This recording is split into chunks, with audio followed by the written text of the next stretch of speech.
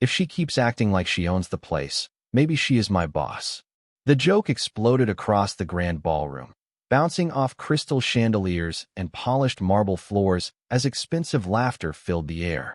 Glasses paused halfway to smiling faces. A piano played softly from the corner of the Sterling Grand Hotel, but for one strange moment, even the music seemed smaller than the sound of Nathan Sterling's voice. Nathan leaned back in his chair, perfectly comfortable in a custom-tailored suit that cost more than some people earned in a month. At 40 years old, he was one of the youngest billionaire hotel CEOs in America, and tonight was supposed to be another victory. Investors had arrived from across the country. Business reporters waited outside. Members of the board of directors were expected within the hour. Everything had to be perfect, especially the image. Across the table stood Amara Collins, a 28-year-old black waitress wearing a simple black apron over her elegant uniform. She carried a silver tray with fresh coffee and sparkling water. Her posture was calm. Her smile was polite. She looked at Nathan as though his words had drifted past her like a passing breeze. One investor laughed loudly. "Careful, Nathan. She might actually start giving you orders." Nathan grinned. "Then maybe I can finally take a vacation." More laughter followed. Amara simply stepped forward and filled an empty water glass without spilling a single drop. "Would anyone care for fresh coffee?" she asked softly. Nathan looked at the guests. "See that?" Completely unfazed. "I am telling you, she runs this place better than half my managers." The people around the table smiled, but not everyone joined the joke. An older gentleman standing near the ballroom entrance glanced toward Amara before quietly walking away. Nathan never noticed him. He was too busy enjoying the attention. The Sterling Grand was his pride and joy. 20 floors of polished luxury overlooking downtown Chicago. Every light fixture, every flower arrangement, every smiling employee represented years of work and billions of dollars in growth. Nathan believed he knew every detail of his company. He believed he knew the people who worked for him too. Amara moved through the ballroom with practiced grace. She greeted guests by name. She remembered which investor preferred tea instead of coffee. She noticed a family celebrating an anniversary and quietly arranged for dessert to arrive with extra candles. She thanked a dishwasher carrying supplies through a side door. She smiled at the young pianist between songs. Most guests barely noticed her. Nathan certainly did not. To him, she was simply part of the background. Another investor pointed toward Amara. "You know, Nathan, she carries herself like management." Nathan laughed again. "I hope not. I am already paying enough executives." The table erupted once more. Amara picked up an empty plate and walked away without changing her expression. She had heard jokes before. She had learned that some people spoke to impress the room instead of understanding it. As she reached the service station, one of the younger employees whispered, "Are you all right?" Amara smiled. "I am fine. Everyone has a long day sometimes." She turned back toward the ballroom. The main entrance doors opened. A line of distinguished men and women stepped inside, wearing elegant evening clothes. Conversation slowed. Hotel managers straightened their jackets. Nathan stood with a confident smile, ready to welcome the board of directors. Then something unexpected happened. One of the board members stopped walking the moment she saw Amara Collins. A warm smile crossed her face, and instead of heading toward the billionaire CEO, she changed direction and walked straight toward the waitress. The entire ballroom seemed to stop breathing as the board member walked past Nathan Sterling without slowing down. Hotel managers stepped aside. Investors looked at one another in confusion. Nathan stood waiting with a confident smile, his hand ready for a formal greeting, but the woman never looked in his direction. She walked straight toward Amara Collins. The young black waitress was placing fresh coffee cups onto a service tray when she noticed the familiar face approaching. A warm smile crossed her own face. "Good evening, Ms. Whitaker," Amara said politely. The elegant woman smiled back. "Amara, it is wonderful to see you again." Nathan lowered his hand. A few guests exchanged curious glances. One investor whispered, "Do they know each other?" Nathan laughed softly. "Apparently our waitress has some important friends." The comment earned a few nervous chuckles, but something felt different now. Ms. Whitaker looked at Amara instead of Nathan. "I hope they are treating you well tonight." Amara nodded. "Everyone has been very busy preparing for your visit." The board member smiled. "I knew they would be. You always notice the details." Nathan stepped forward. "Ms. Whitaker, Welcome to the Sterling Grand. I am Nathan Sterling. She turned and offered a polite handshake. Of course. Good evening, Nathan. Then she looked back at Amara. Have you had dinner yet? Amara laughed softly.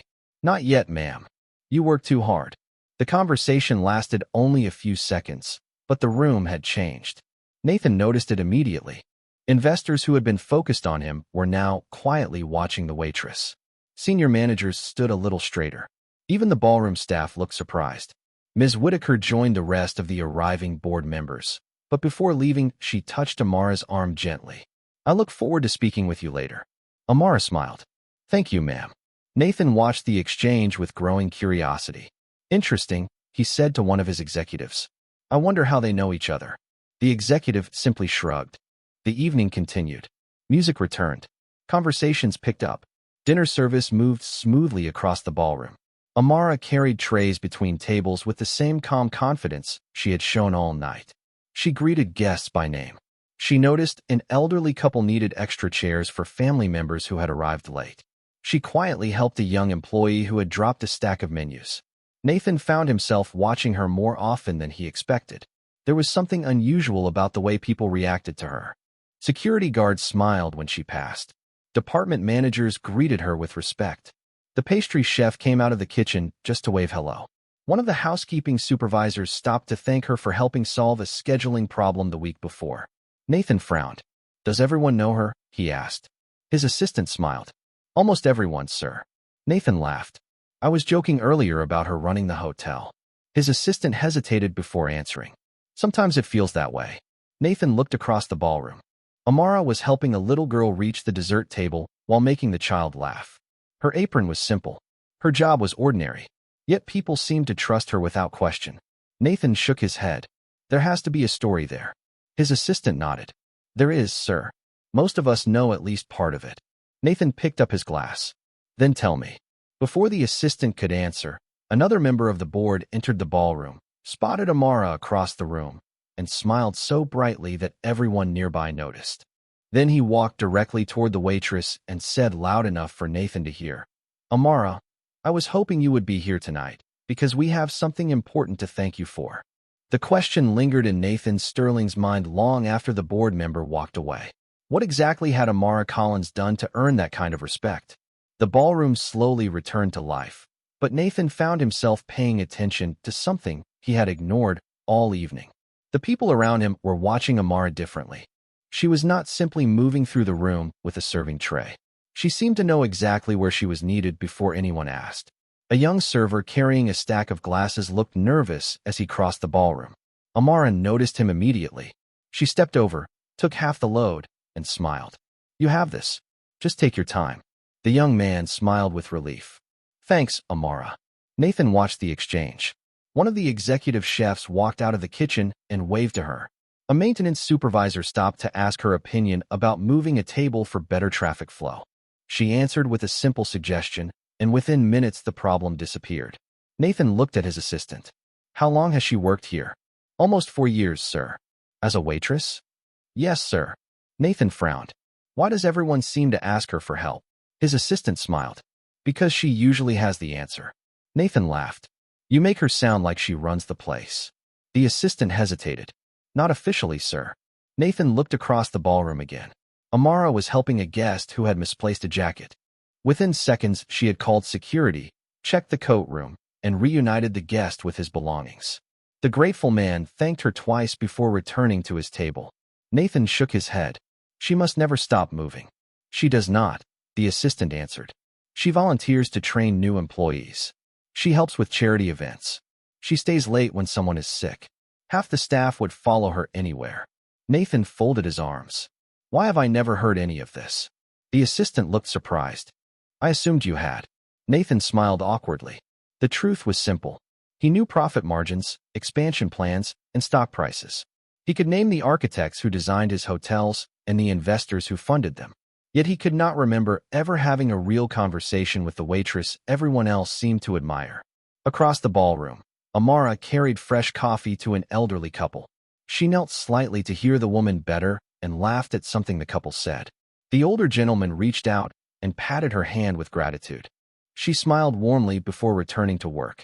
Nathan noticed something else. Amara remembered names. She greeted the pianist by name. She thanked the florist by name. She asked a security guard about his daughter's college application. She congratulated a housekeeper whose son had just graduated high school. Nathan looked around the room. Somehow the waitress knew more about the people inside his hotel than he did. One of the board members approached Amara again. This time Nathan moved a little closer, curious without wanting to admit it. The board member smiled. Amara, I still tell people about that snowstorm. Amara laughed softly. That was a long time ago. Not to us, the board member answered. If you had not stepped in that night, this company would have faced a disaster. Nathan looked up sharply. Disaster? Amara shook her head. Anyone would have helped. The board member smiled. No, most people would have gone home. You stayed. Nathan looked at his assistant. What snowstorm? The assistant blinked. Sir, you really do not know? Nathan slowly shook his head. The assistant looked toward Amara and lowered his voice. Then there is a story about your company that nobody ever thought they would have to explain to its own CEO. The question stayed with Nathan Sterling as the evening continued. There is a story about your company that nobody ever thought they would have to explain to its own CEO. He looked across the ballroom toward Amara Collins, but she was already back to work. She carried a tray of sparkling water to one table, helped a family find their seats at another, and quietly fixed a small problem with a reservation before anyone else noticed it. She moved through the Sterling Grand Hotel as though she understood every part of it. Nathan looked at his assistant. Tell me about the snowstorm. The assistant smiled. It happened 3 winters ago, before you became chief executive officer. A blizzard shut down half the city. Flights were canceled. Roads closed. Hundreds of guests were stranded here. Nathan nodded. He remembered reading the report. The hotel had somehow managed to keep operating despite impossible conditions. I thought management handled that. The assistant laughed softly. Management tried. Nathan folded his arms. What does that mean? The assistant looked toward Amara. Most of the leadership team could not reach the hotel because of the weather. Employees were worried. Guests were frustrated. Supplies were running low. Nobody knew what to do next. Nathan listened carefully. Around them, investors and board members enjoyed dinner, completely unaware of the conversation. So what happened? The assistant smiled. Amara showed up. Nathan looked surprised. She was a waitress.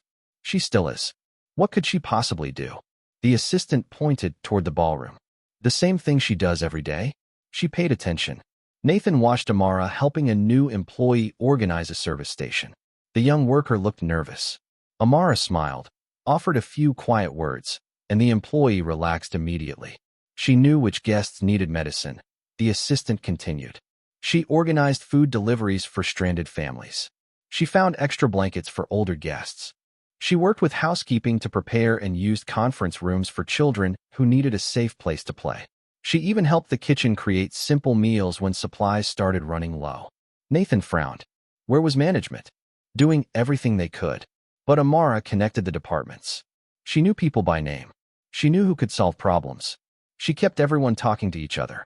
Nathan looked across the ballroom again. Suddenly the smiles from the chefs, security guards, and maintenance staff made sense. And the board knows about this? The assistant nodded. They came to inspect the hotel after the storm ended. Instead of hearing about profits, they heard employees talking about Amara Collins. Nathan was quiet for a long moment. Why was I never told? The assistant looked uncomfortable. The report was included in company records, sir. It was considered a team success. Nathan shook his head slowly. Across the ballroom, one of the board members called out to Amara. Do you remember the family from Denver? Amara laughed. Of course I do. Their little boy loved pancakes. The board member smiled. His parents still send letters every Christmas thanking the hotel for taking care of them during the storm. Amara looked embarrassed. Everyone helped. The board member shook her head. Yes, but you reminded everyone that taking care of people mattered more than taking care of appearances. Nathan heard every word. He thought about the jokes he had made earlier. He thought about calling Amara his boss as though it were funny. The strange part was that the more he learned, the less it sounded like a joke. Then another board member stood from the table, looked directly at Nathan, and smiled. I hope someone has told you why the board insisted that Amara be invited to every annual gala. Because that decision was unanimous. The words caught Nathan Sterling completely by surprise. The board insisted that Amara be invited to every annual gala. He looked across the ballroom at the young black waitress carrying a tray of coffee cups as though nothing unusual had happened. Guests smiled at her. Employees greeted her warmly. She thanked the musicians as they finished a song and quietly helped the manager arrange extra seating for late arrivals. Nathan turned to the board member. "I did not know that." The gentleman smiled kindly. "That much has become obvious tonight." Nathan laughed awkwardly. "I suppose I have some catching up to do." The board member nodded. "You certainly do." Around them, the celebration continued. Crystal glasses sparkled under the chandeliers. The kitchen doors opened and closed as fresh meals arrived. The Sterling Grand Hotel looked perfect from the outside, but Nathan suddenly realized that many of the people who kept it running had stories he had never bothered to learn. Why was the decision unanimous? Nathan asked. The board member looked toward Amara. Because leadership leaves a mark on people, and hers certainly did. Nathan listened carefully. After the snowstorm ended, we interviewed employees at every level of the hotel. Housekeeping, security, kitchen staff, maintenance, front desk, managers. They all talked about one person. Nathan did not need to ask the name. Amara. Amara. Nathan watched her refill a coffee cup for an elderly guest. She stopped long enough to ask if the gentleman needed anything else. The man smiled and thanked her. "What did they say?" Nathan asked quietly. The board member smiled. "They said she never asked who deserved help. She simply helped. When supplies were short, she shared them fairly. When people were tired, she encouraged them. When guests became anxious, she stayed calm." Nathan folded his arms. "That sounds like good customer service." The board member laughed softly. "No, Nathan. That sounds like leadership." Nathan looked down for a moment. Earlier that evening, he had joked about Amara acting like his boss. The memory made him uncomfortable. Another board member joined the conversation. "Do you know what impressed us the most?" Nathan shook his head. "When the storm ended, we offered Amara a public award during a company event." Nathan looked surprised. "I have never heard about that." The board member smiled. "Because she turned it down." Nathan blinked. "She refused. She asked us to recognize the entire hotel staff instead. She said the success belonged to everyone." Nathan watched Amara laughing with a young dishwasher who had accidentally dropped a napkin basket. She picked up the napkins with him and helped him reorganize the table before returning to work. There was no audience for the moment.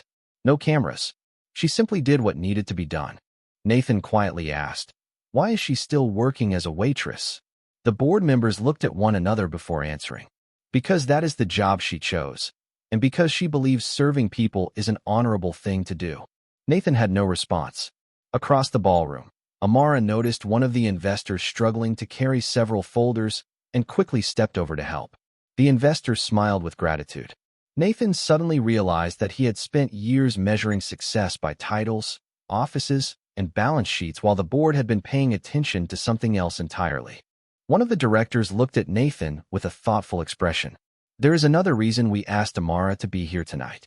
Nathan looked up. "What reason?" The director smiled. "Before this evening ends, the board plans to thank her publicly for something very few people know. And when you hear the full story, you may discover that your company became stronger because one waitress made a decision that changed its future." The announcement spread through the ballroom faster than the music. Members of the board of directors slowly gathered near the small stage at the front of the Sterling Grand Hotel, and conversations around the room began to fade. Nathan Sterling looked toward the stage, still thinking about everything he had learned that evening. The stories about the snowstorm, the employees who trusted Amara Collins, the award she had refused. The more he heard, the less he understood why nobody had ever told him any of it. One of the board members smiled at Nathan. "We hope you do not mind a small tradition before the evening ends." Nathan nodded. "Of course not." The board chairwoman stepped onto the stage and adjusted the microphone. "Thank you all for joining us tonight. Every year we celebrate the success of our company, but we also celebrate the people who make that success possible." Guests applauded politely. Nathan stood near his table, expecting a speech about business growth or future plans. Instead, the chairwoman looked across the ballroom. "Amara Collins, would you please join us?" The entire room turned toward the young black waitress. Amara looked surprised. She glanced toward her manager, who smiled and nodded.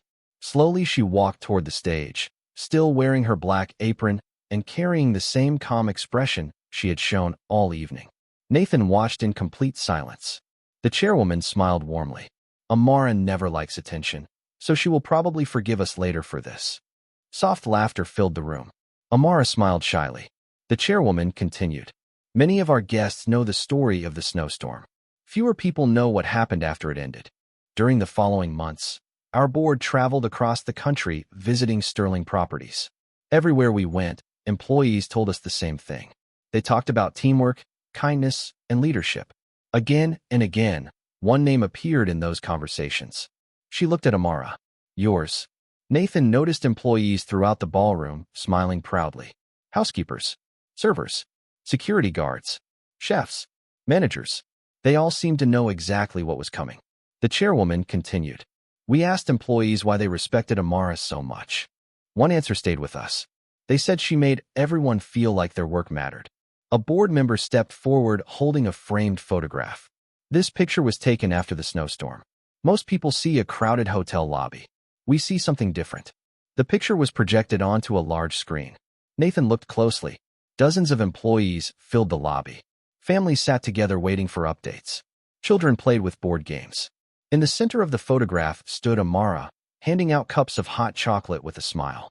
She was not giving orders, the board member said. She was giving people hope. The ballroom became very quiet. Nathan looked around the room. Some employees had tears in their eyes. The chairwoman smiled at Amara. 3 years ago, we offered you a personal award. You asked us to recognize the entire staff instead. We respected your decision, but we made another promise. We promised that one day we would thank you in front of the people whose lives you touched. She turned toward the audience. Tonight is that night. The ballroom erupted into applause. Nathan clapped too, but slowly. He remembered his jokes from earlier. He remembered laughing at the idea that a waitress could act like his boss. Standing there under the lights, surrounded by people who clearly admired her, he began to wonder if he had misunderstood leadership his entire life. The applause finally faded, and the chairwoman looked at Amara with a gentle smile. There is one final thing our guests should know about you, she said.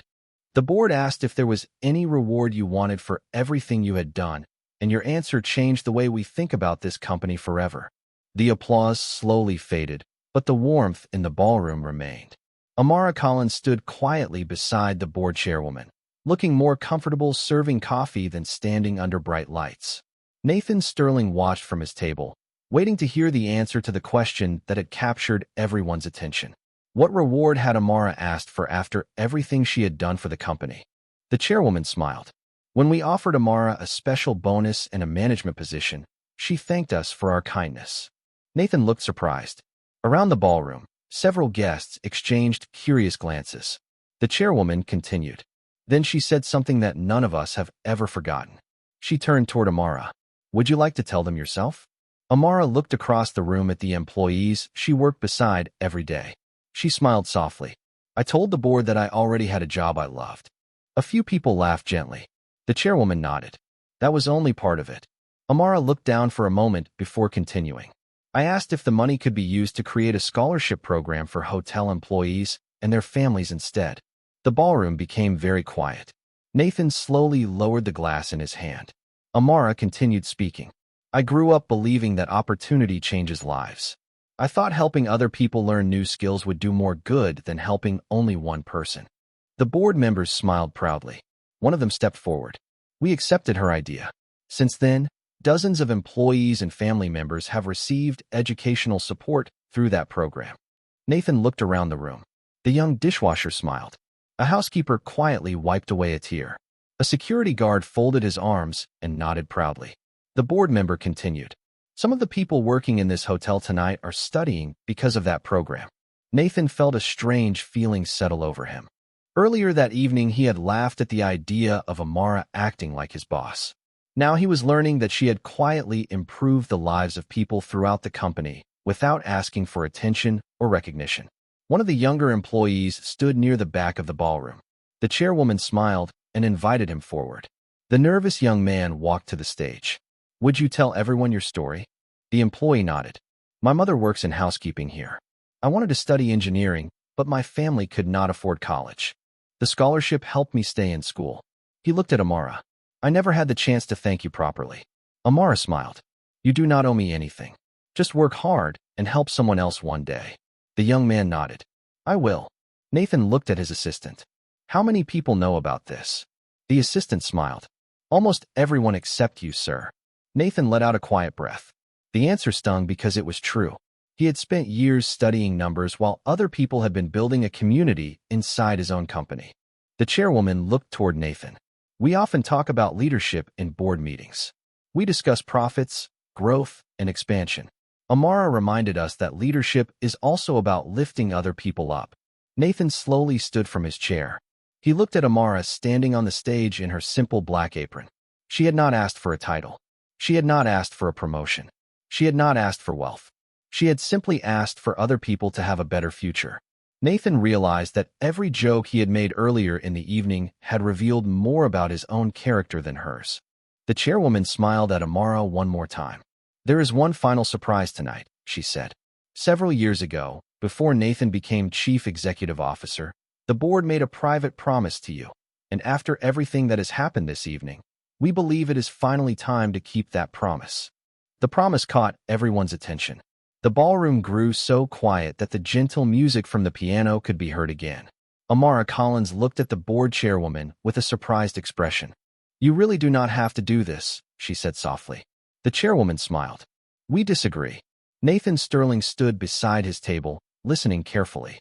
It felt as though every minute of the evening had uncovered another piece of a story he should have known years ago. The chairwoman looked toward the guests. After the snowstorm and the scholarship program, the board held a private meeting. We discussed the future of this company and the kind of culture we wanted to build. She smiled at Amara. One person inspired that conversation more than anyone else. Amara shook her head slightly. I was only doing my job. One of the directors laughed gently. That is exactly why we never forgot you. Another board member stepped forward carrying a small wooden box. He opened it and removed a polished silver key mounted on a glass display. Guests leaned forward to see it better. Nathan looked at the chairwoman. What is that? She smiled. Several years ago, we created an award that has never been presented to anyone. Amara looked genuinely confused. I have never heard about this. You were not supposed to, the chairwoman answered. We wanted to wait for the right moment. She lifted the silver key. This represents our promise that every Sterling property should be a place where employees and guests are treated with dignity and respect. We decided that if the right person ever came along, we would ask that individual to help us protect those values. Nathan listened carefully. Around the ballroom, employees stood shoulder to shoulder watching the stage. Housekeepers, chefs, security officers, front desk agents, servers, managers. They all looked proud. The chairwoman turned to Amara. Tonight we would like you to become the first Sterling Culture Ambassador. Amara looked surprised. What does that mean? The chairwoman smiled. It means you will continue doing the work you already love. Visiting our hotels, meeting employees, sharing ideas, helping us remember that success is about people, not just numbers. Nathan felt a quiet smile appear on his own face. It was not a corporate title. It was something different. Something earned instead of given. Amara looked around the room. I do not know what to say. One of the board members laughed. That would be a first.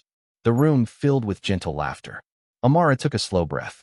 I am honored, but I have one condition. The chairwoman smiled knowingly. We thought you might. Amara looked toward the employees. I would like every department to have a voice. Housekeeping, maintenance, kitchens, security, front desk. Everyone should be able to share ideas about making our hotels better. The board members looked at one another. Then they nodded almost immediately. Agreed, the chairwoman said. The ballroom burst into applause once more. Nathan watched Amara carefully. She had been offered recognition again, and once again she had used the opportunity to help other people. He thought back to his own joke at the beginning of the evening. Maybe she thinks she owns this place. The memory made him shake his head. Amara accepted the silver key and thanked the board, but before leaving the stage, she looked toward the employees and smiled. The applause continued as she stepped down. Nathan realized he had not spoken to her since the evening began. He looked at the silver key in her hands, and then at the simple black apron she still wore over her uniform. The board chairwoman walked over to him and smiled kindly. Nathan, she said, there is one part of this tradition left. Because the person who receives the key is supposed to hear a few words from the chief executive officer. For the first time that evening, Nathan Sterling did not know what to say. The board chairwoman stood beside him with a gentle smile while the ballroom waited. The silver key rested in Amara Collins's hands, catching the warm light from the chandeliers above. Employees stood proudly around the room. Guests watched quietly. The piano player let the last note fade into silence. Nathan looked at Amara. Only a few hours earlier he had laughed and joked that she acted like his boss. At the time, he thought the room was laughing with him. Now he realized the room had been teaching him something he had failed to understand. The chairwoman smiled. Nathan, tradition says the chief executive officer offers a few words to the newest Sterling Culture ambassador. Nathan nodded slowly and walked toward the stage. He looked at Amara and then at the employees filling the ballroom. Housekeepers, servers, chefs, security officers, maintenance workers, front desk agents, managers, people who made the hotel feel alive every single day. Nathan took a deep breath. Tonight, I learned something important, he said. I thought leadership came from titles, offices, and authority. I thought success meant being the person everyone noticed. The ballroom was completely still. Nathan smiled softly. I was wrong. He looked at Amara. This evening I made jokes because I believed I understood the people around me. The truth is that I had not taken the time to know them. I laughed about someone acting like my boss without realizing she had been teaching leadership by example for years. Amara smiled kindly, but said nothing. Nathan continued. I heard about the snowstorm. I heard about the scholarship program. I heard about the employees and families whose lives became better because one person decided to help instead of looking for credit. He looked toward the hotel staff. I also realized that a company is not built by one chief executive officer. It is built by people who show up every day and care about one another. The employees applauded softly. Nathan turned back to Amara. I owe you an apology. I judged you before I knew your story, and I allowed a job title to shape my opinion of your value. I am truly sorry. The ballroom was silent again. Amara looked at Nathan with the same calm expression she had carried all evening. Thank you, she said softly. Nathan smiled. I hope you can forgive me. Amara nodded. My father used to tell me that people grow when they are willing to listen. I think you listened tonight. Gentle laughter spread through the room. Nathan laughed too. I believe I did. The board chairwoman stepped forward. That is exactly why we created this tradition. We wanted to remind ourselves that the strongest companies are built on respect. Nathan looked at Amara one last time. I have one request. Amara smiled. What is it? Nathan looked around the ballroom. Please keep reminding us what kind of company we should be. Amara looked at the employees surrounding them. I will, as long as everyone remembers that every job matters. The ballroom erupted into applause. Nathan stepped aside and allowed Amara to return to her friends and co-workers. She placed the silver key carefully on the table and picked up the coffee tray she had set down earlier. One of the younger employees laughed. You are going back to work? Amara smiled.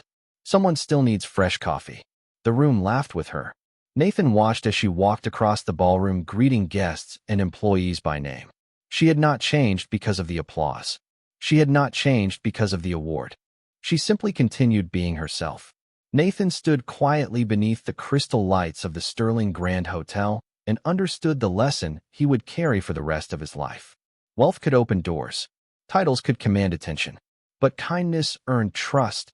Humility built respect, and the greatest leaders were often the people who never asked anyone to notice them at all.